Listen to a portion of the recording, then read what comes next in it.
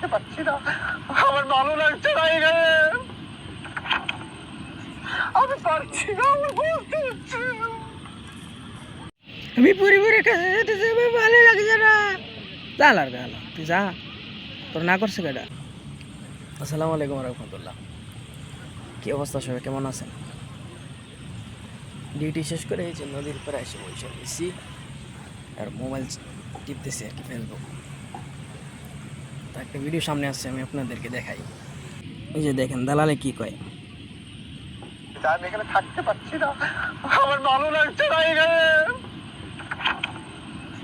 আমি পারছি না, আমার বলতে হচ্ছে,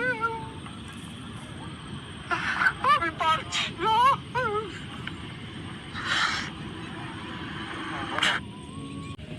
এবার আসেন ওর বিষয়ে কথা বলি একটু।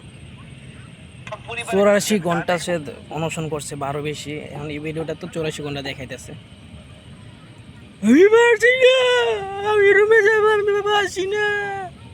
তো বাড়ি যা, তোরা না করছে কেটা। তুই এখানে গিয়েছে বইরা রিসোর্স, তুই দল গঠন কর সুন্দর করে, দলের মতন দল গঠন কর। বাদাম্মা সাদেম্মা গিয়েছেরা দল গঠন করে বইছিস, তুই গিয়েছেরা, তুই ভারতের দালাল হালা বেটা, তুই যা যা করস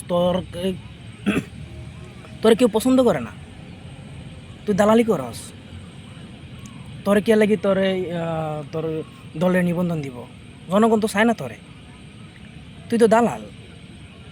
তুই এন গিয়ে ফুরে রয়েছিস, আমি বাড়ি যাবো, তুই বাড়ি যাবে না, তোর না করছে কেটা।